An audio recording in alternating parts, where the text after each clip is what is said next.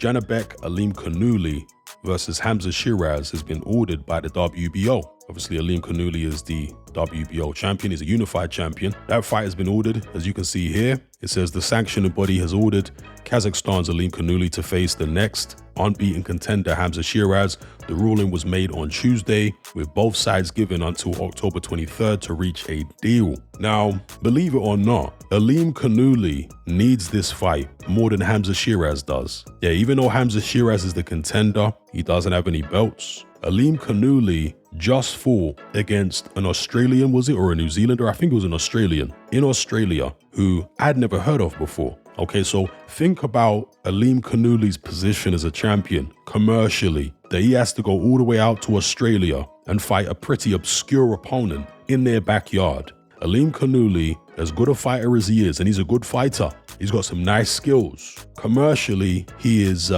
nowhere at the moment. And so that's why he really needs the Sheeraz fight more than Sheeraz needs the Alimkhanuly fight. I would have suspected that Sheeraz and his people would target Erislandy Lara before they target Alimkhanuly or target Carlos Adames. So I would have assumed that Hamza Sheeraz's people, and that's obviously Frank Warren, Queensbury, they would have tried to get him in there against a Carlos Adames or Erislandy Lara first before putting him in there against an Alimkhanuly. I would have thought they tried to get hold of a belt and then unify with Alimkhanuly. But we'll see. At the end of the day, he's got a straight shot there at a title, so we'll see what happens.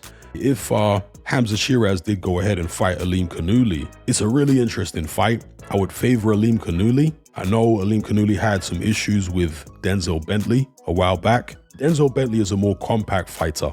He can tuck up and make himself very difficult to get to grips with. Well, he at least proved that he could in the Alimkhanuly fight. Khanuly wasn't really getting through with the kind of clean shots that we often see him get through with. So yeah, Bentley, I don't think is as good a fighter as Sheeraz, but he's a different fighter.